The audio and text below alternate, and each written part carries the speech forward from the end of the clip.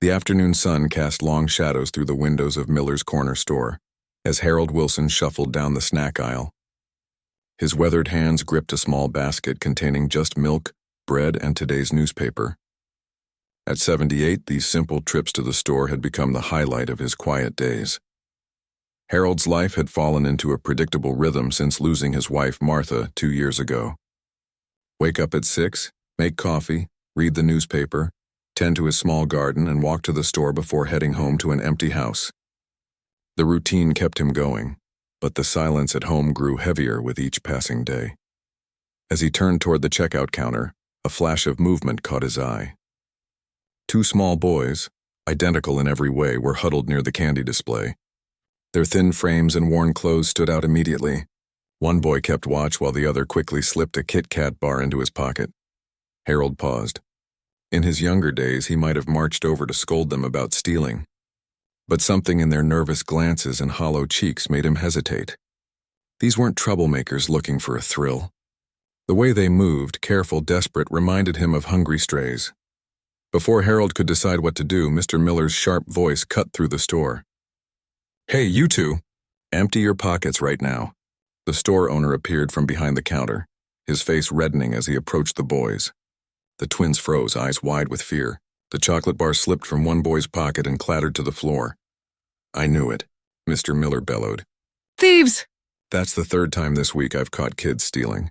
I'm calling the police this time." The boys stood shoulder to shoulder, trembling. One began to cry silently, tears tracking down his dirt-smudged cheek. Harold felt something stir inside him, a feeling he hadn't experienced in a long while. Before he knew what he was doing, he stepped forward. "Hold on there, Frank," Harold said, addressing the store owner by name. Being a regular customer had its advantages. "There's no need for all that." Mr. Miller turned, noticing Harold for the first time. "These kids were stealing, Harold. Plain as day." Harold nodded slowly. "I saw it too, but I think there might be more to the story." He looked down at the boys, whose eyes were now fixed on him, a mix of confusion and hope flickering across their identical faces.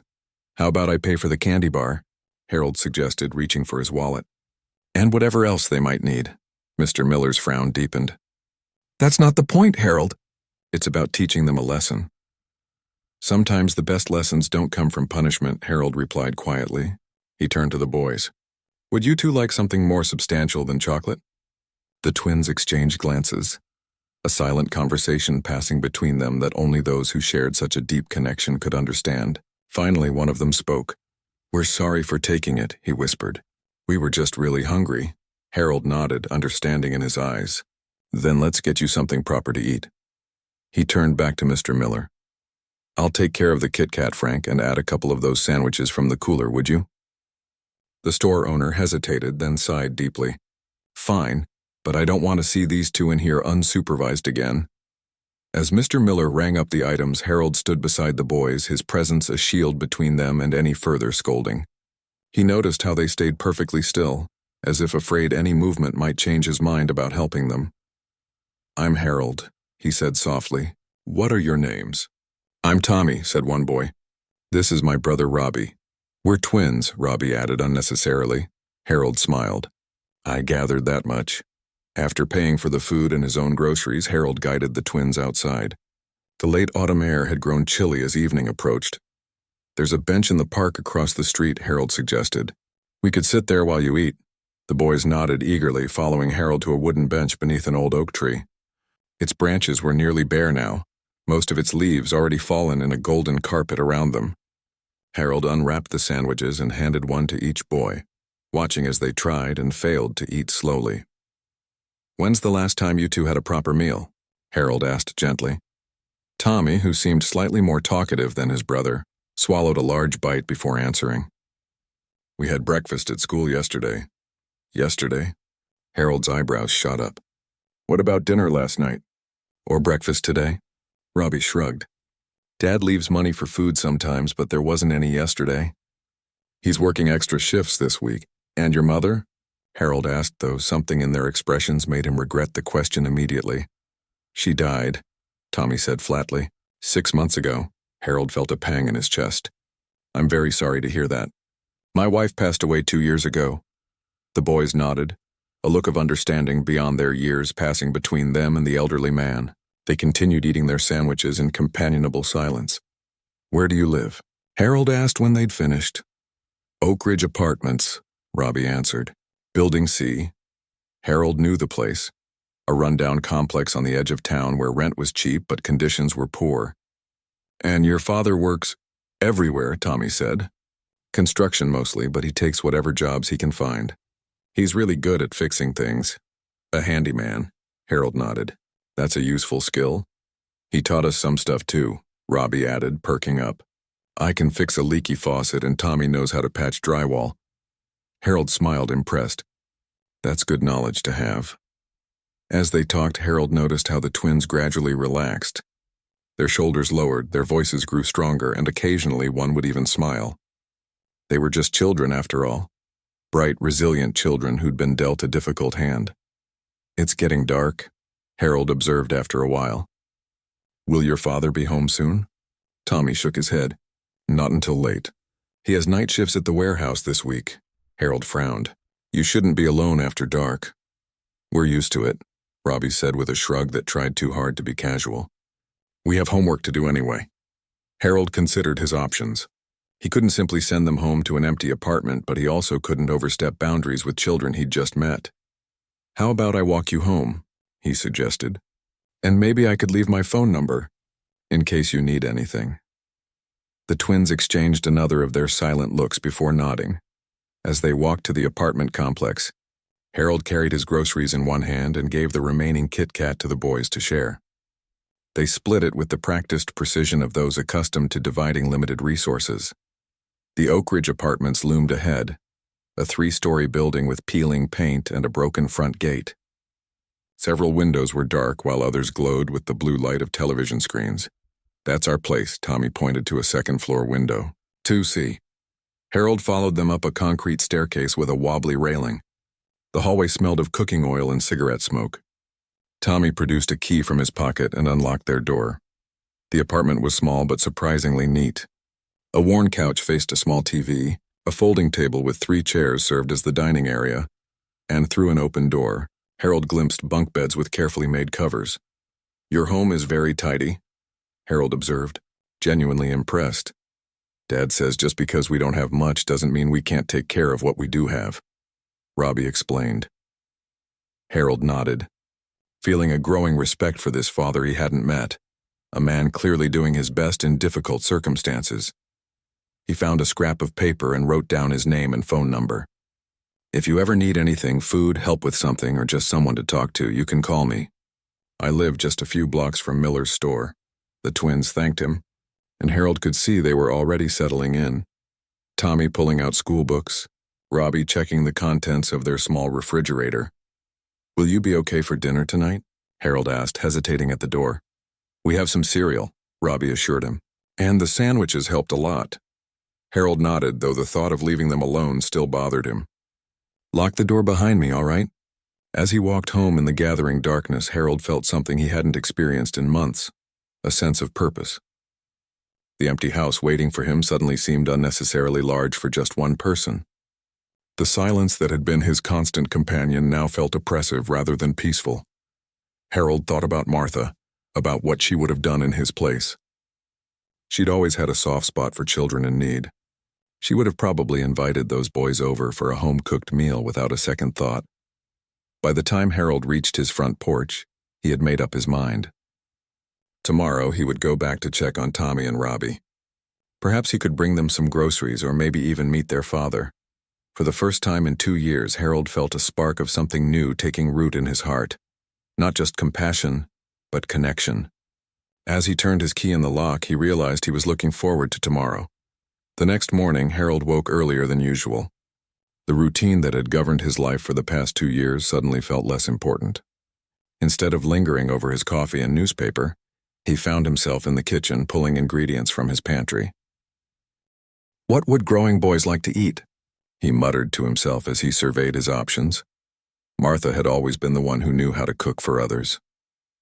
Harold's culinary skills were limited to the basics: eggs, sandwiches, and the occasional pot of soup.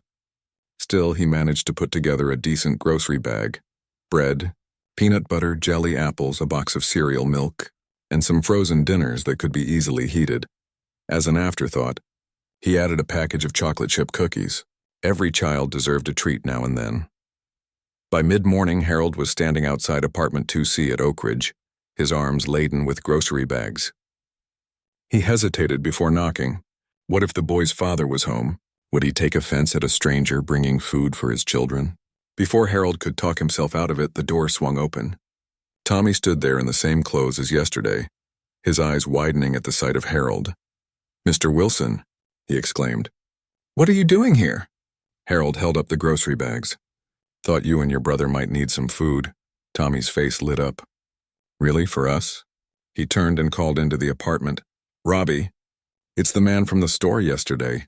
Robbie appeared beside his brother, his expression more cautious but equally hopeful. "You brought us food?" "Nothing fancy," Harold said, suddenly feeling a bit self-conscious.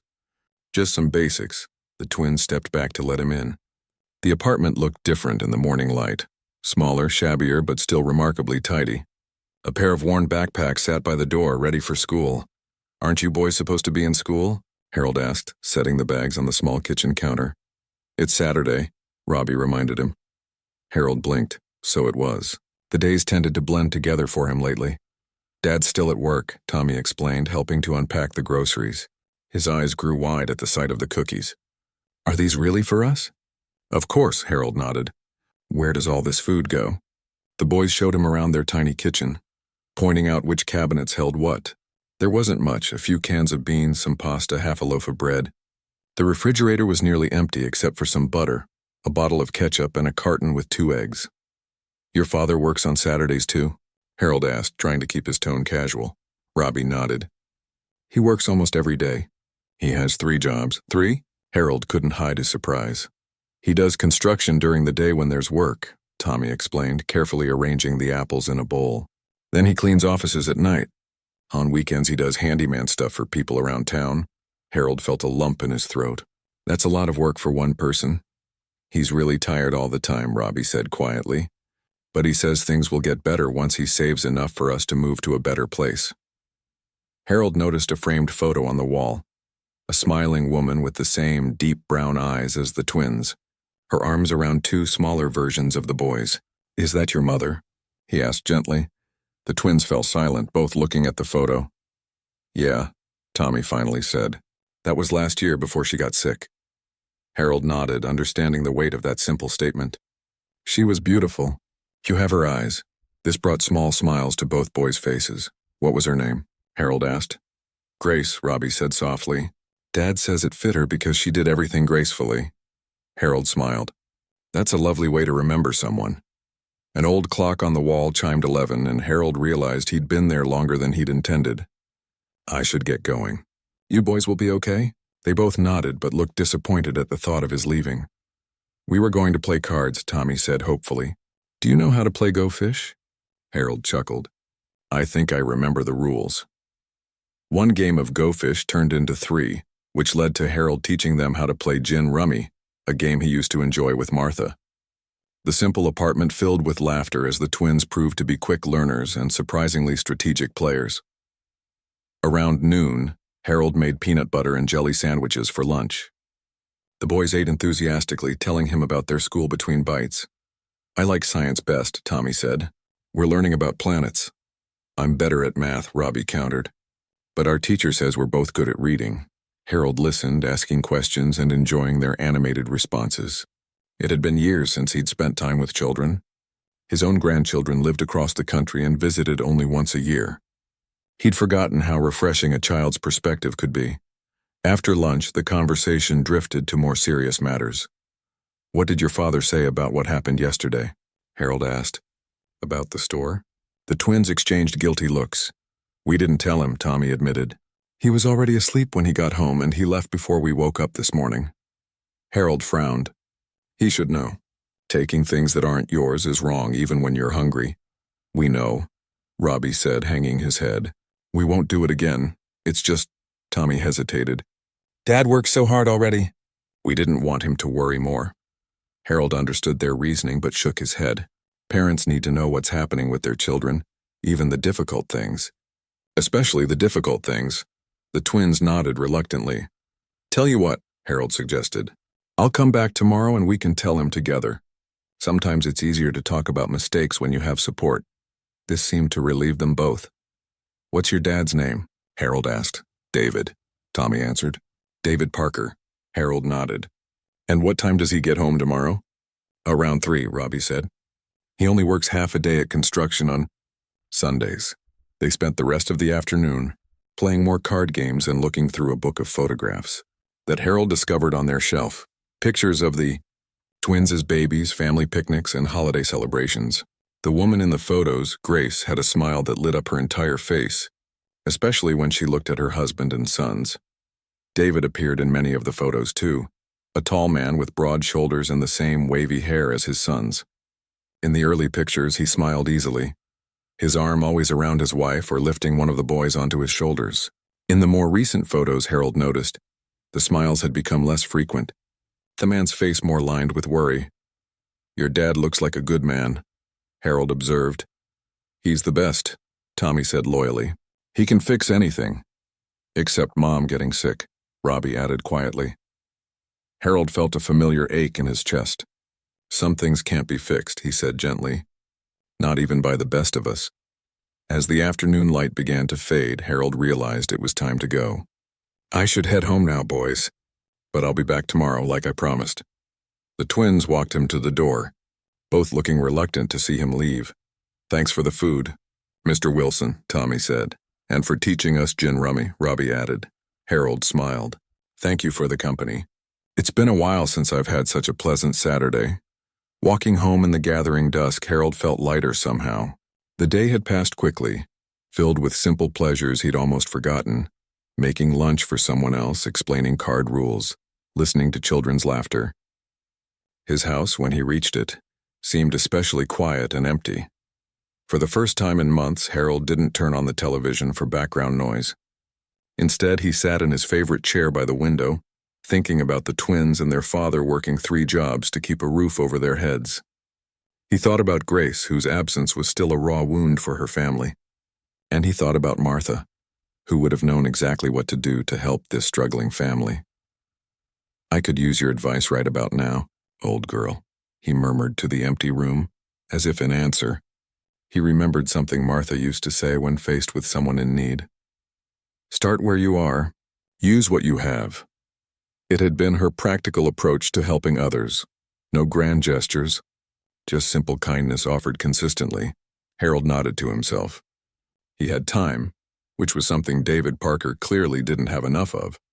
He had a comfortable pension, a paid-off house, and years of life experience. Surely there was a way to put those resources to good use. Tomorrow, he would meet David. And maybe, just maybe, he could find a way to make a difference in the lives of this family, who had unexpectedly entered his own. Sunday morning found Harold standing in his bathroom, carefully trimming his beard. He couldn't remember the last time he'd bothered with more than the bare minimum of grooming. Martha had always teased him about his weekend scruff, as she called it. But today felt different, important somehow. After changing his shirt twice, Harold finally settled on a simple blue button-down that Martha had given him for his birthday 3 years ago. He wanted to look respectable when he met David Parker. Harold arrived at the Oak Ridge Apartments at 2:30, giving himself time before David was expected home. He carried another bag of groceries, this time with ingredients for a proper Sunday dinner. If he was going to have a serious conversation with a man about his children, the least he could do was make sure everyone had a good meal first. Tommy and Robbie greeted him eagerly at the door. We told Dad about you, Tommy announced as Harold stepped inside. Harold raised his eyebrows. Oh, what did you tell him? That you're our friend who brings us food and teaches us card games, Robbie said. And that you wanted to talk to him about something important. Harold set the grocery bags on the CI counter. Well, that about covers it. Did you mention what happened at the store? The twins exchanged glances. Not yet, Tommy admitted. We thought maybe you could help us explain. Harold nodded, understanding their nervousness. We'll talk to him together. Now, how about you boys help me prepare dinner before your father gets home? Neither twin had much experience in the kitchen, but they proved to be enthusiastic assistants.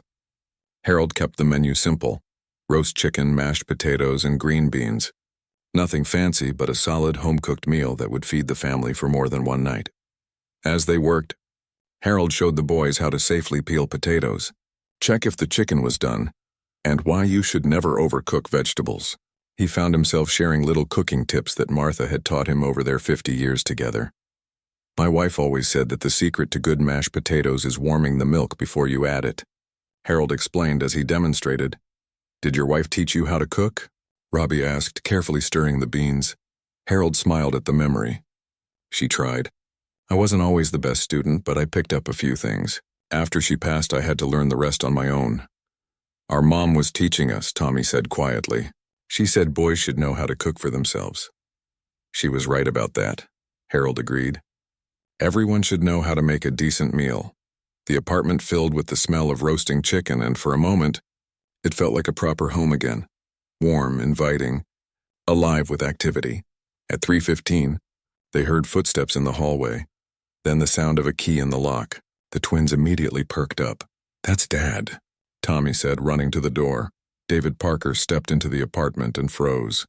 He clearly wasn't expecting to find a stranger in his kitchen, surrounded by his sons and the smell of a home-cooked meal. Dad, both boys cried, rushing to hug him. David was indeed tall, with the same wavy brown hair as his sons, though streaks of gray had begun to appear at his temples. His face was weathered, with lines around his eyes that spoke of both laughter and hardship. Despite obvious fatigue, he smiled warmly at his sons, dropping his tool bag to wrap an arm around each boy. What's all this? He asked, looking over their heads at Harold.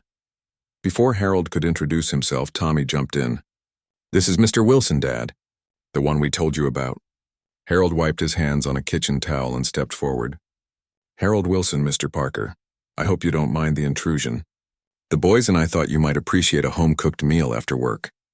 David's expression was a mixture of confusion, wariness, and, Harold thought, a flicker of gratitude. That's very kind of you, Mr. Wilson. Please call me Harold. David, he replied automatically, still looking somewhat bewildered. Boys, why don't you go wash up before dinner? The twins scampered off to the bathroom, leaving the two men alone in the small kitchen. I know this must seem strange, Harold began. David ran a hand through his hair. I'm trying to figure out why an older gentleman I've never met is cooking dinner in my apartment with my sons. It's a fair question, Harold acknowledged. The short version is that I met the boys on Friday at Miller's Corner store. We got to talking and, well, they're good kids. I stopped by yesterday with some groceries and we agreed I'd come back today to meet you. David's expression shifted slightly, a new wariness entering his eyes. And why exactly did you meet my sons at the store? Harold took a deep breath. This was the difficult part. The boys were hungry, he said gently. Hungry enough that one of them tried to take a chocolate bar. David's face fell. They were stealing? The disappointment in his voice was palpable. They were hungry, Harold repeated. And I paid for the candy. No harm done. David sank into one of the kitchen chairs, the weight of this news settling on his already burdened shoulders. I leave money for them to buy food, he said quietly. It's not much, but it should be enough. They said there wasn't any money left, Harold explained. And they didn't want to worry you. David closed his eyes briefly. I've been trying so hard to keep everything together. You're doing a remarkable job, Harold said sincerely. Raising twins alone while working 3 jobs? Most people couldn't manage half of what you're doing. The twins returned and the conversation paused as they all sat down to dinner. Despite the awkwardness of the situation, hunger won out, and soon everyone was eating. Harold noticed how David kept glancing at his sons, as if seeing them with new eyes, noticing how their clothes hung a bit too loosely, how eagerly they ate the home-cooked meal. As they ate, the conversation turned to lighter topics. The twins told their father about learning to play gin rummy, and David shared a story about a leaky pipe he'd fixed that morning that had nearly soaked him head to toe. Gradually, the tension eased. By the time they were finishing their meals, David was looking at Harold with something approaching trust. After dinner, David suggested the boys work on their homework. Once they were settled in their room, he turned to Harold. Thank you for the meal, he said quietly, and for looking out for my boys. I've been so focused on earning enough money that I didn't realize. His voice trailed off. You're doing your best, Harold said, but everyone needs help sometimes. David sighed, his shoulders slumping slightly. Pride is a luxury I can't afford right now, especially if my boys are going hungry. But I don't know how to accept help from a stranger.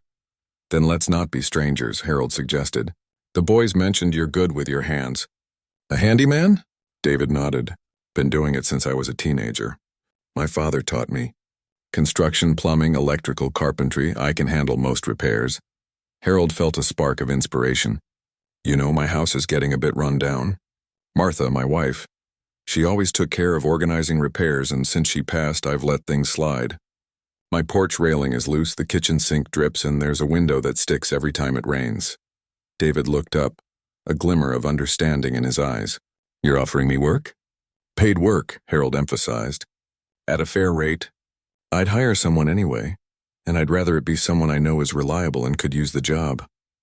I usually do repair work on Sundays, David said, considering the offer. Any day that works for you, Harold assured him. My schedule is wide open. David was quiet for a moment, then nodded slowly. I could come by next Saturday to look at what needs doing, give you an estimate. That would be perfect, Harold agreed. He wrote down his address and phone number on a slip of paper.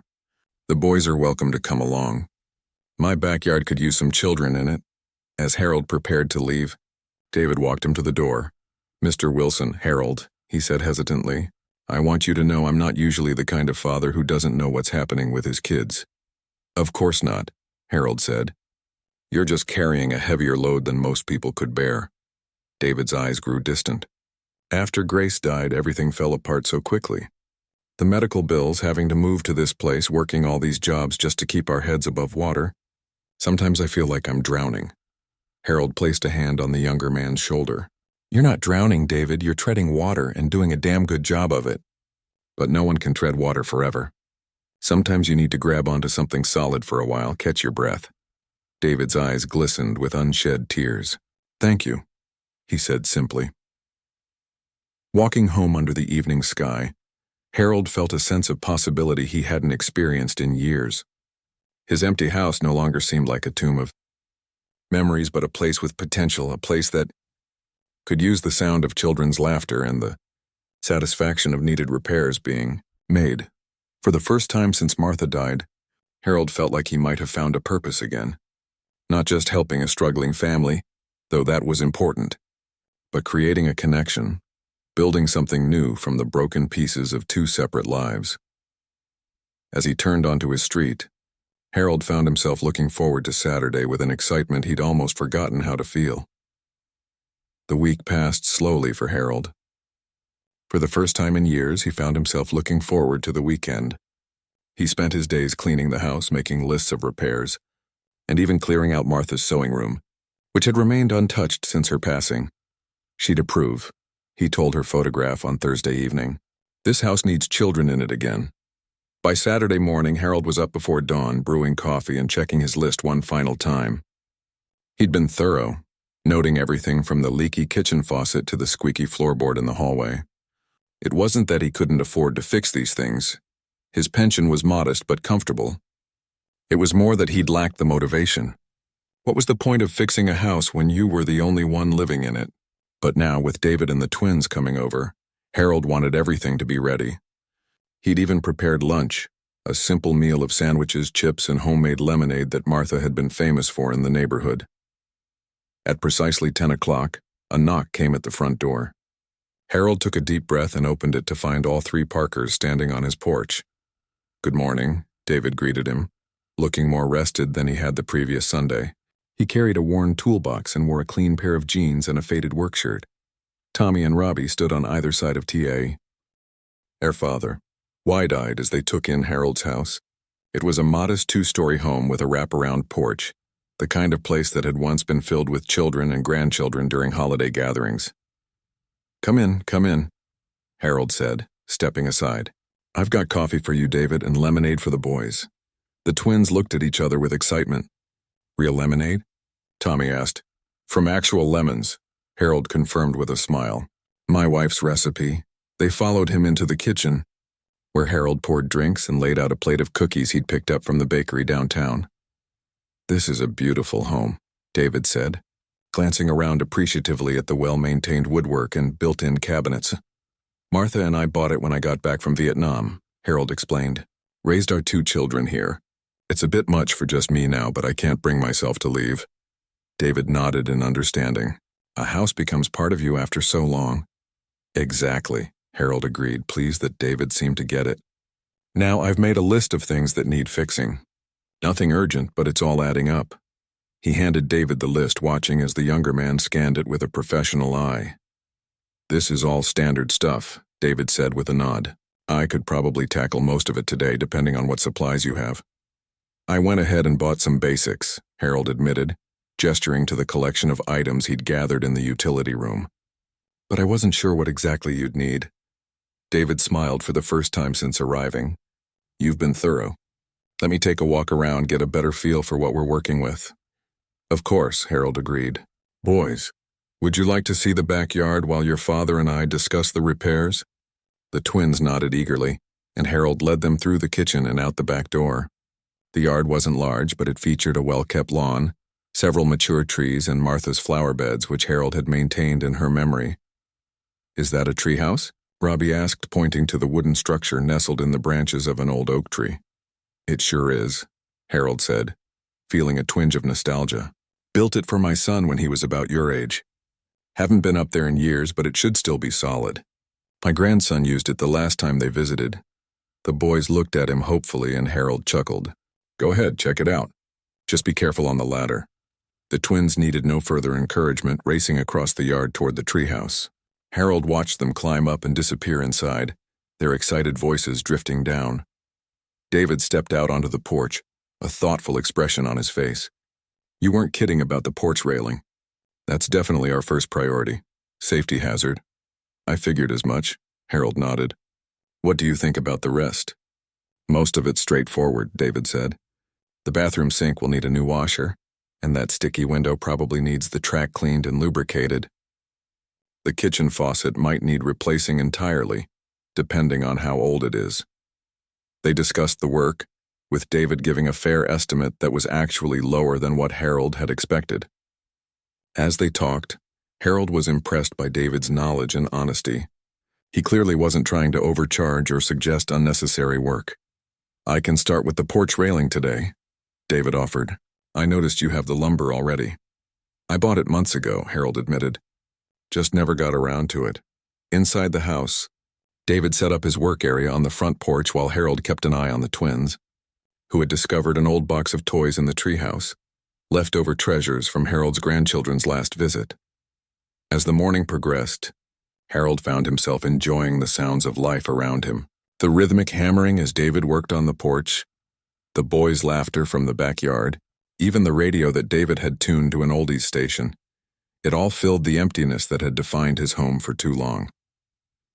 Around noon, Harold called everyone in for lunch. The boys came running, their faces flushed from play, and David set aside his tools to wash up. They gathered around Harold's dining table, which hadn't hosted a proper meal in years. This is really good lemonade. Mr. Wilson, Tommy said after his first big gulp. My wife's secret was a bit of orange juice mixed in, Harold confided. Gives it a little something extra. Dad, you should see the treehouse, Robbie said between bites of his sandwich. It has a trap door and a rope swing and a whole box of cool stuff. Mr. Wilson said we could play with them, Tommy added quickly. David raised an eyebrow at his son's enthusiasm. You two seem to be having fun.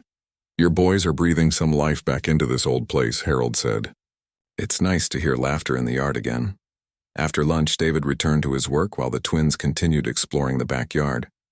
Harold took the opportunity to share some old photo albums with them when they came inside for a water break. Is that you? Tommy asked, pointing to a black and white photograph of a young man in a military uniform. That's me at 19, Harold confirmed. Just before I shipped out. You were a soldier? Robbie's eyes widened with interest. Army, 1968 to 1970, Harold said. Nothing glamorous about it, though. Mostly I worked in communications. The boys leafed through more pages, asking questions about each photograph. Harold found himself sharing stories he hadn't told in years. About meeting Martha at a dance hall in '72. About building this house with help from his brothers. About the family gatherings that once filled these rooms. David came in to check on something and found them huddled over the albums. Dad, Did you know Mr. Wilson built this whole house? Tommy asked. Not the whole house, Harold corrected with a laugh, but a good portion of it. My brother was a contractor, taught me a lot. David looked at Harold with newfound respect. That explains why the bones of this place are so solid.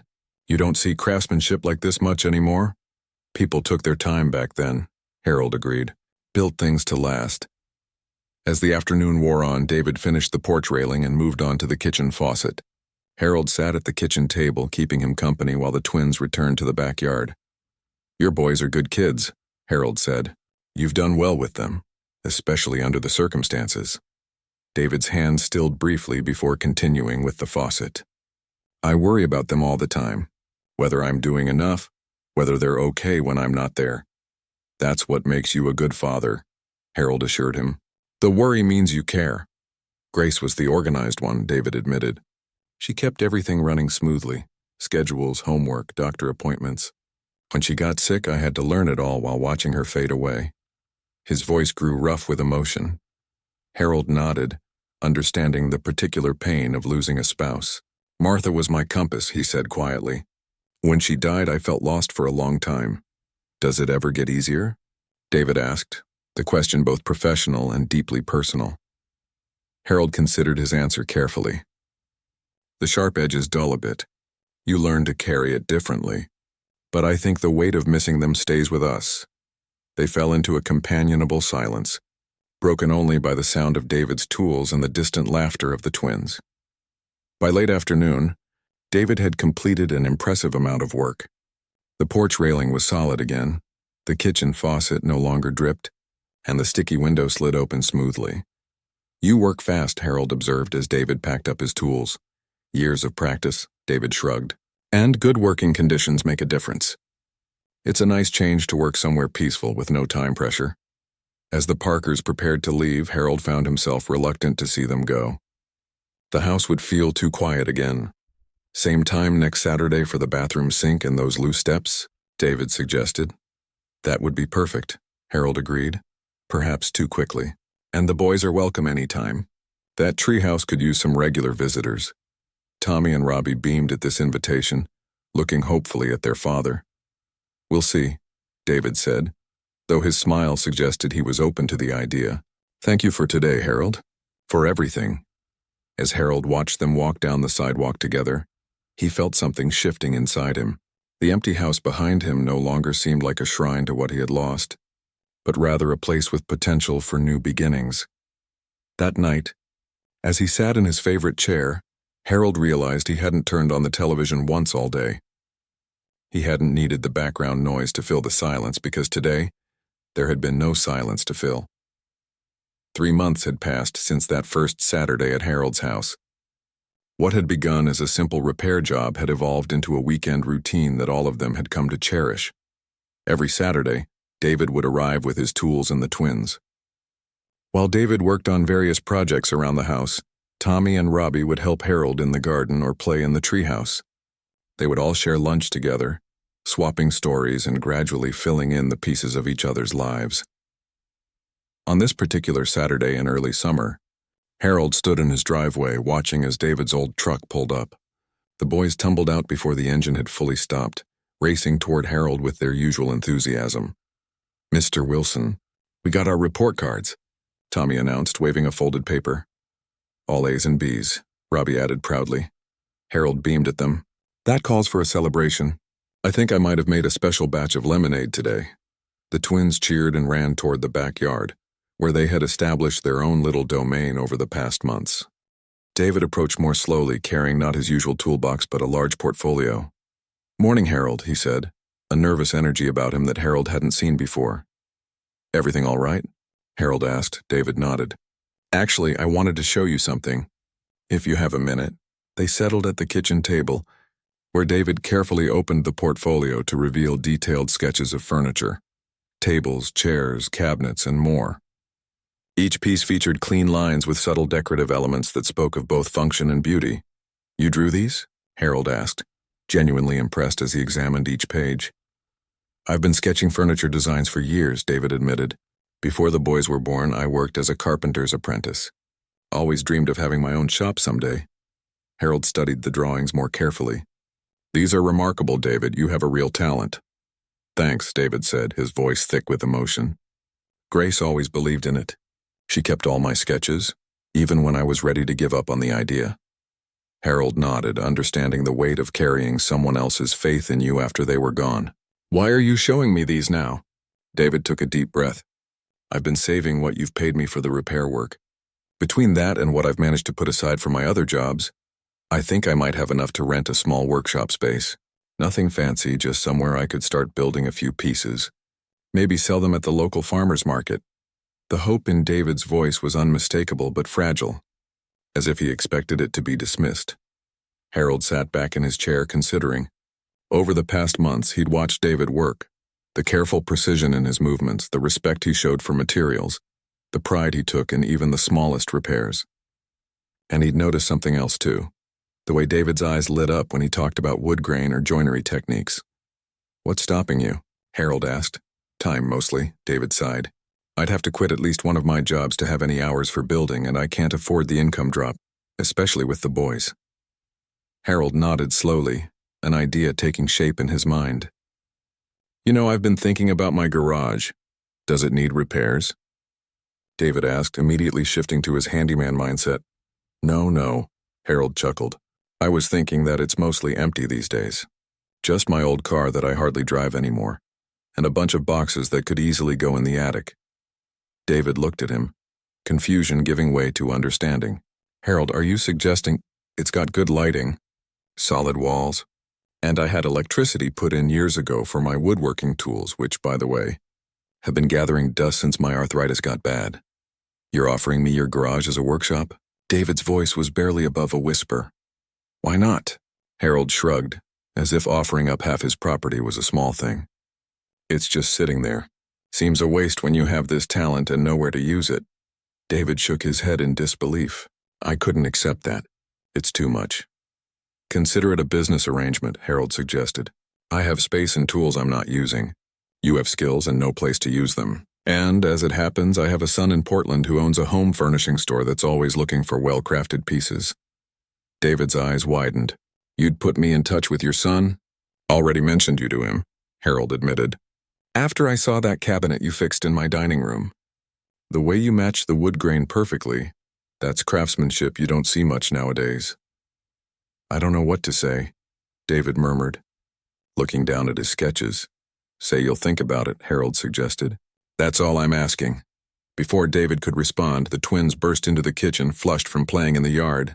"Dad, Mr. Wilson has a sprinkler," Tommy announced. "Can we turn it on, please?" "It's getting hot out there," Harold added with a smile. "Might be a good day for it." The serious conversation paused as they all moved outside. Harold showed the boys how to set up the old sprinkler, and soon they were running through the water spray, their laughter filling the air. David and Harold sat on the porch watching. "They look happy," Harold observed. "Happier than I've seen them in a long time," David agreed. "This place, these Saturdays with you, it's become the highlight of their week. Mine too, if I'm honest." Harold nodded, feeling a warmth that had nothing to do with the summer sun. "Having you all here, it's brought life back to this old house. And to me." They sat in companionable silence for a while, watching the twins play. Eventually, David spoke again. "I've been thinking about what you said about the garage." "And?" Harold prompted. "If you're serious about it being a business arrangement, I'd like to try. Start small, build a few pieces, see if there's really a market for my work." "There is," Harold said with certainty. "Quality craftsmanship always finds buyers." "I could pay you rent once I start selling pieces," David offered. Harold waved this away. "We can work out the details later. For now, let's just get you set up and see what happens." By the time fall arrived, the transformation was complete. Harold's garage had become a proper workshop, with David's designs coming to life in beautiful pieces of oak, maple, and cherry. The twins spent after-school hours there, learning from their father how to sand wood and apply finish, eager to be part of this new chapter in their lives. Harold's son, impressed by photos of David's work, had commissioned several pieces for his store. The first sale had led to others, and now there was a small but steady stream of orders coming in. David had been able to quit his night job at the warehouse, giving him more time with his boys and for his growing business. They were saving to move out of the Oak Ridge apartments, though Harold secretly hoped they wouldn't go too far. One crisp October evening, Harold sat on his porch, listening to the sounds coming from the workshop, the steady rhythm of David's sanding, the twins' voices as they helped organize tools. Inside his house, a pot of stew simmered on the stove for their shared dinner later. Harold pulled his sweater tighter against the evening chill and smiled to himself. If someone had told him a year ago that a stolen KitKat bar would change his life, he would have laughed in disbelief. The front door opened behind him, and Tommy stepped out holding 2 mugs. "Made you some hot chocolate, Mr. Wilson," he said, carefully handing over one of the steaming cups. "It's getting cold out here." "Thank you, Tommy," Harold said, touched by the thoughtfulness. Tommy sat down in the rocking chair next to him, his own mug clutched between his hands. At 11, he was already a bit taller than when Harold had first met him, his face a little less thin, his eyes brighter. "Dad's finishing the rocking chair for your son's store," Tommy reported. "It looks really nice." "I saw it yesterday," Harold nodded. "Your father has a gift." They sat quietly for a moment, watching as the streetlights began to flicker on down the block. "Mr. Wilson," Tommy said suddenly, "do you remember when you caught us trying to take that candy bar?" Harold chuckled. "How could I forget? It was the day I met you and your brother." "I've been thinking about that a lot," Tommy admitted. "How different everything would be if you hadn't been there, or if you'd just gotten mad at us instead. Life has a funny way of turning on small moments," Harold agreed. "Dad says that sometimes the worst days can lead to the best things," Tommy continued.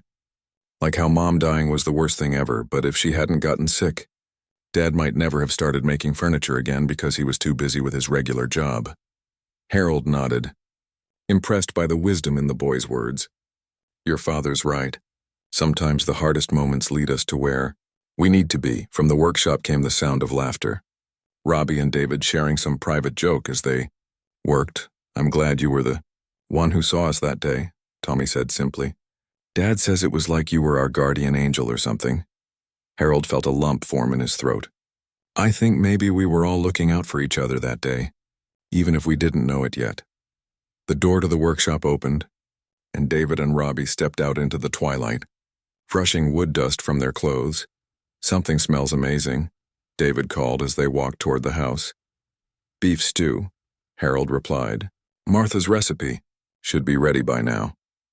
As they all moved inside to the warmth of the kitchen, Harold realized that what had once felt like an empty house had become a home again. There were school projects magneted to his refrigerator, a growing collection of family photos on his mantel, including recent ones of the twins and David, and most importantly, the sound of voices and laughter filling the rooms once more. Later that night, after the Parkers had gone home with promises to return the next day, Harold stood in his living room, looking at a photograph of Martha. "You'd like them," he told her quietly. "They've brought so much life back into this old place. Into me, too." He could almost imagine her response, her gentle smile, the way she would have said, "That's what happens when you open your heart, Harold. You never know what might come in." From his pocket, Harold pulled a KitKat bar, the same kind that had started it all. He'd taken to keeping one with him, a reminder of how a small act of kindness had rippled outward, changing not just one life, but many. Breaking off a piece, he smiled at Martha's photograph. "Who would have thought," he murmured, "that the best chapter of my life would begin with a stolen chocolate bar?"